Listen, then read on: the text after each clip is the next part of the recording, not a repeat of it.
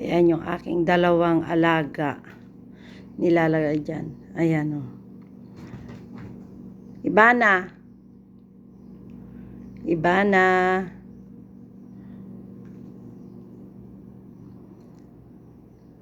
Ayan, ang ginagawa ko, inaalis ko yung aking kumot at saka yung mga unan ko. Tapos ayan, nilalagyan ko sila dyan ng sapin para kahit dyan sila matulog dalawa mamaya pag alis ko. Ayan. Ang aking dalawang alagang makulit. Yan lang yung nagpapasaya sa akin dito sa Saudi habang ako'y nagtatrabaho. Pagdating ko, nawawala yung aking pagod dahil dyan sa dalawang makulit ko. Yan si Lucky. Napakabait. Kaya lang palaging gustong lumabas. Pag natutulog at gusto niyang lumabas, lagi kanyang kakalbitin, gigisingin. Pag hindi mo siya pinagbigyan, iihi yan dito sa kama. Pero pag wala naman siyang sumpong na ayaw lumabas, walang problema kahit nandito siya sa loob ng kama, sa loob ng kwarto, hindi siya iihi sa kama. Pero kapag nai-stress siya at gusto niya lumabas, nako, at hindi mo siya inilabas dyan sa labas ng pinto, iihi yan diyan sa kama. Yan.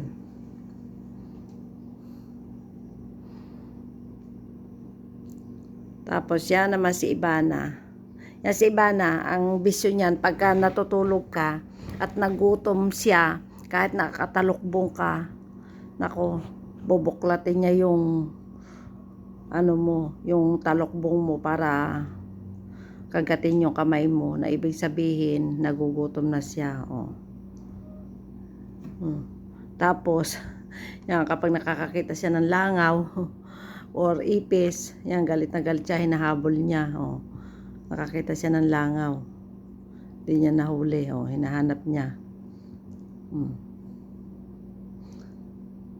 Basta nakakita siya ng langaw, galit na galit siya. Saka ipis, pag nakakita siya ng ipis doon sa mga sulok-sulok doon, asahan mo nang hahabulin niya talaga hanggat hindi nakakalabas ng pinto namin yung ipis, kung saan man pupunta, hindi niya titigilan.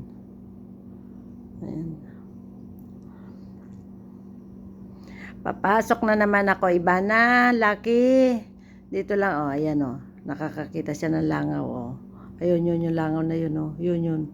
Oh, tinan mo kung ano isda. Oh, sabi na, oh, ayan, basta nakakita siya ng langaw or ipis, galit na galit siya. Akala mo mahuhuli niya ng isang iglap yung langaw. Ayan.